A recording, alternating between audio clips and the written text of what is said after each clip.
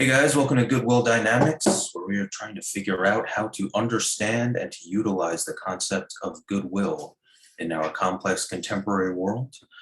Today, once again, we're going to be looking at a fun Reddit post for you. This is a relationship post, and this person is having some issues with their significant other. Hope you guys enjoy hearing the story, and afterwards, we're going to, of course, have our requisite discussion of the topic. So, Adam, whenever you're ready, please take it away.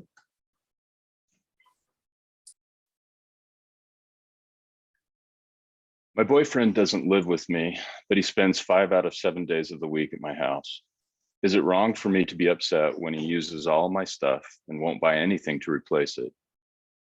I buy expensive shower gel. He used it all up, claimed he accidentally spilled it in the shower. He told me he would replace it. This was 6 months ago. He does small loads of laundry rather than waiting for a large load and uses way too much detergent, beads, and dryer sheets. He eats all my snacks. He drinks all my bottled water and tea, never buys any to replace them. I guess I was specifically set off today because he told me he would buy me 5 cases of water to replace all the water he's been drinking. I know it's just water, but I also drink a lot and having to buy new cases constantly adds up. So we go to the store. I told him he doesn't have to buy 5 and 2 will do. He insists on buying 5, so I'm like, okay. I get my own stuff, and at checkout, I had to use the restroom, so I gave him my card to get my stuff. What does he do? He charges it all on my card rather than just my portion. It was $15 worth of water, so I'm annoyed because that's a lot of money to me. I only got the 5 cases because he was supposed to pay for it. To add, I bought a thing of Oreos. It was Pokemon Oreos. When he got to checkout, I wasn't there because I was in the bathroom, but apparently the cashier told him to watch out for a particular character on the Oreos because that Oreo would sell for $8,000 online since it's so rare. He was super excited about it and decided to go and buy the rest of the Pokemon Oreos on the shelf, which was 6 more bags, for the small chance of getting that rare Oreo. But he couldn't buy my water. He claimed he just forgot, but he always forgets when it comes to buying stuff for my house that he uses a lot of. Now he's talking about buying a $1,200 phone at full price. So I know it's not because he doesn't have money for it. Am I wrong to be upset about all of this? It seems petty and small, but it's frustrating for me. I guess I could just use some advice. Edit. I did confront him about the water in the car. He said, I forgot. Damn, I can't do anything right.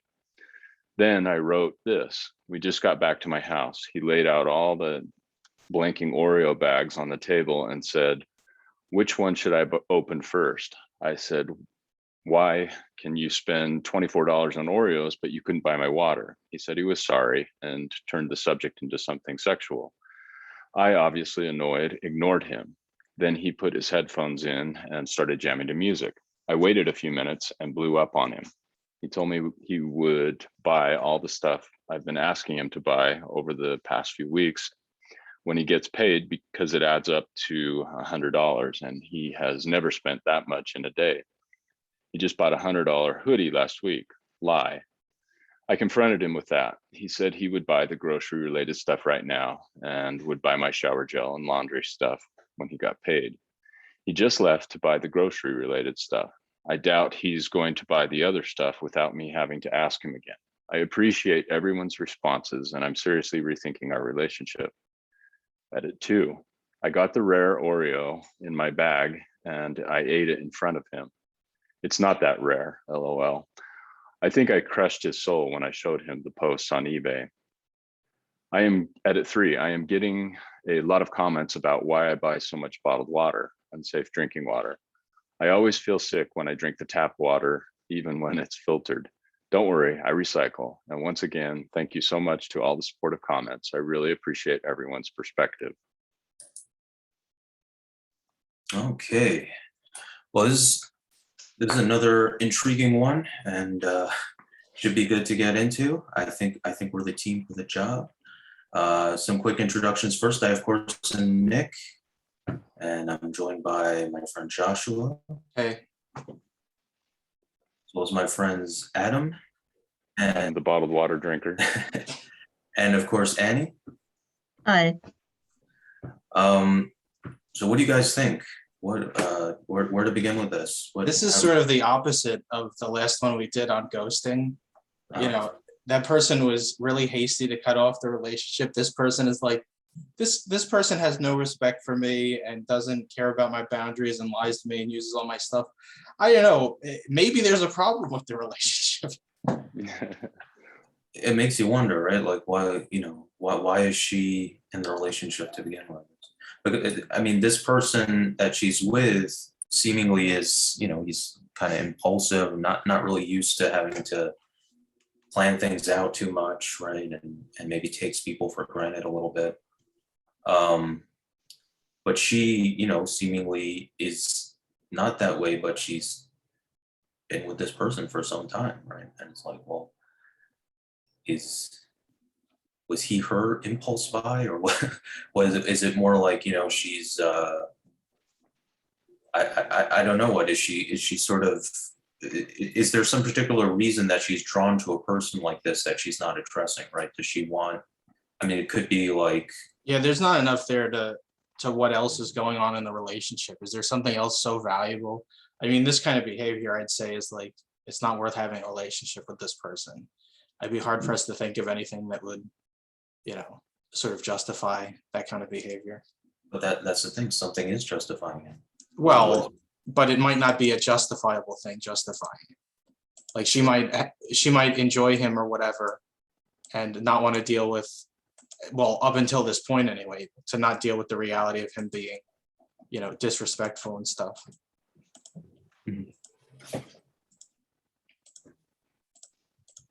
She may even, there might be a piece of herself that likes being the enabler, right? Likes taking care of people, being, a bit of the breadwinner, whatever, the provider. But when it goes too far, then, obviously she's again sort of sabotaging herself and putting herself in a situation where she's conflicted between two things that are going on there. So I think,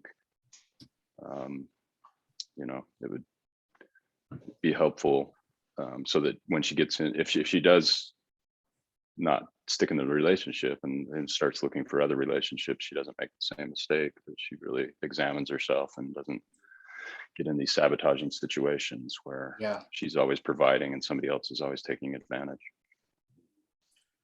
Yeah, she really doesn't have boundaries here. She's let this sort of go to a point where, now it's like such a huge problem. Like after that happened a few times, probably would have been the time to be like, hey, you're gonna have to pay for this stuff or stop coming over.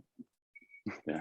Well, I think like I remember bringing up in a previous video how like people often get into contracts, basically they get into contracts with each other to help each other avoid their issues. Right? Like some relationships are like that. And so I wonder if there is, and again, speculation, we don't have the whole story, but you wonder if it's something like that, right? That this person clearly, I mean, her boyfriend avoids a lot of issues, avoids a lot of stuff.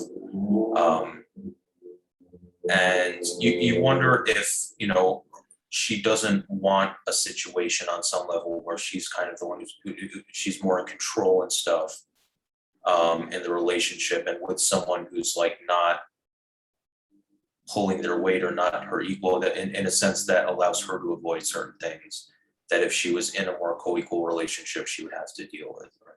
Certain emotional issues, let's say.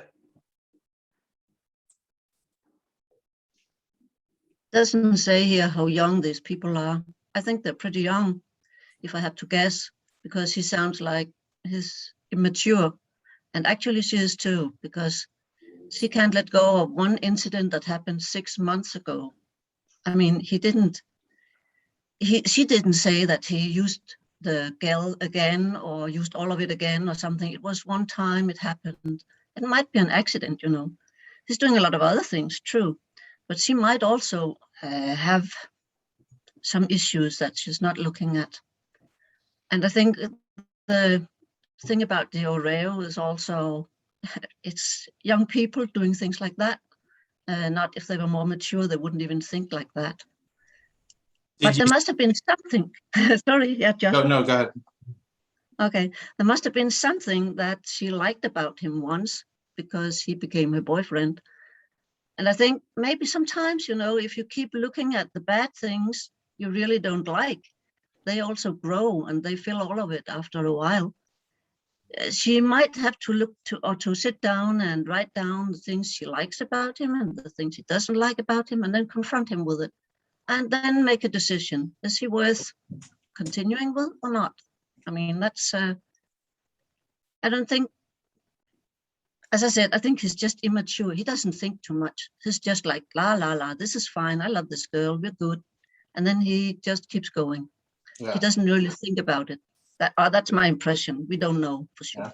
Yeah. It was interesting. There's some more exposition in the comments. So apparently the rare Oreo is a Meowth Oreo, and it's not worth $8,000. And people were telling her that it's like worth 30 cents or $20 at the most. And yeah, so this whole thing over Meowth Oreo is really hilarious. Yeah, the thing she was saying about eBay posts is, I guess she showed him that it wasn't worth anywhere near $8,000, and that, like, basically he was scammed by the store clerk telling him, like, oh, you know, do this and then buy all these Oreos. It's a relationship based on sex and Oreos. It sounds like. No, I'm sorry. That was cruel. I'm sure there's who knows, much maybe more it is. there. But I think we do that in relationships where the you know, the common interest, we project that onto an object or something, which is fine. You know, sometimes, you know, I like sports, you like sports, whatever. But sometimes if that's all there is, then, you know, no matter how good the sex is, you know, it can't be based on outside things. You've got to have some give and take in the relationship and some value there. And I'm sure there's elements of that in theirs, but I think, like you guys have said, it does sound like this, unless you know, there's some introspection about maturity and how to act in a relationship, then maybe this relationship just isn't going to work. Yeah. It seems to me like he's such a dyed-in-the-wool, impulsive person, right? That she kind of had to have that impression when she got with him. Like, I really suspect that she kind of likes that on some level and isn't fully investigating that. Yeah. Well, just to clarify, one other thing she said in the comments was the reason she never goes over his house is because they're smoking there and she's like really affected or allergic to that. So even if he doesn't smoke and nobody's smoking in the apartment, there's like some of it from the vents really affects her. So that's why he's always over there. But yeah, I think, you know, people like something, this one thing, and like being impulsive or exciting or something. And they don't look at what that's connected to. It's connected to all this other stuff they don't like. And then it leads to, you have to reflect on why you like that thing. You know, is it because of some dysfunctional situation in your past, or this is how you're sort of conditioned to look for good things? And it's a lot easier to go for the thing that you want instead of taking a step back, stopping and say, oh, I might have to do a bunch of work on myself. So what's the Goodwill angle on this particular story? I think that she was pretty upset when she wrote this. She didn't think about it or had some ideas, because she says, I did confront him about the water in the car, and he said, I forgot. Damn, I can't do anything right. Then I wrote this. So she wrote it in the car going back from the supermarket. And she was upset, and she was even more upset when she got home and wrote the last part. And so I think that says something too, because you really cannot make decisions, or you can't even explain things right when you're very upset. You just see it from one side because you're angry, frustrated, or whatever, annoyed. So again, I think she should just think about it for a while and take it calmly and have a calm discussion with him, and then find out what she wants. Yeah, I think I think the goodwill is she needs to have goodwill for herself, because it seems like he doesn't have any or very little real goodwill for her. Like, he could have gone back into the store and been like, let me get a refund and put it on this card or something else.